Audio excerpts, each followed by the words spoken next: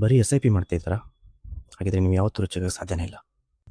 ಅನ್ಕೋಣ ಒಂದು 10,000 ನೀವು monthly S I P ಮಾಡ್ತಿದ್ದೀರಾ at the rate of 12%. So 20 ಇಯರ್ಗೆ ಅದು ಒಂದು ನಿಯರ್ಲಿ 97 ಲಕ್ಷ ಆಗುತ್ತೆ. So I agree that 97 lakh ತುಂಬ ದೊಡ್ಡ ಅಮೌಂಟ್. ಬಟ್ ಈಗ ಅದು ತುಂಬ ದೊಡ್ಡ ಅಮೌಂಟ್ ಅಂತ ನಿಮ್ಗೆ ಅನ್ಸ್ಬೋದು. ಬಟ್ ಇನ್ನು 20 ವರ್ಷ ಬಿಟ್ಟರೆ ಇನ್ಫ್ಲೇಷನ್ದ ಅದು ಜಸ್ಟ್ 30 ಲ್ಯಾಕ್ ಆಗಿರುತ್ತೆ. ಇಟ್ ಮೀನ್ಸ್ ಆ 97 ಲಕ್ಷದ ಪರ್ಚೇಸಿಂಗ್ ಪವರ್ ಆವಾಗ ಜಸ್ಟ್ 30 ಲ್ಯಾಕ್ ಆಗಿರುತ್ತೆ. ಸೊ ಇದಕ್ಕೆ ಸೊಲ್ಯೂಷನ್ ಏನಿಲ್ವಾ? ಇದೆ. ಫಾರ್ ಎಕ್ಸಾಂಪಲ್, ಇವಾಗ ನೀವು 10,000 ಎಸ್ ಐ ಪಿ ಮಾಡ್ತಿದ್ರೆ ಅನ್ಕೊಳ್ಳೋಣ. ಸೊ ನೆಕ್ಸ್ಟ್ ಇಯರ್ 11,500 ಮಾಡಿ. ಸೊ ಅದು ನೆಕ್ಸ್ಟ್ ಇಯರ್ 13,225 ಮಾಡಿ. ಸೊ ಈ ರೀತಿ 15%ನ ಪ್ರತಿ ವರ್ಷ ಆ್ಯಡ್ ಮಾಡ್ತಾ ಹೋಗಿ. ಇದರಿಂದ ನಿಮಗೆ 20 ವರ್ಷದಲ್ಲಿ 2,85,00,000 ಅಮೌಂಟ್ ಆಗುತ್ತೆ.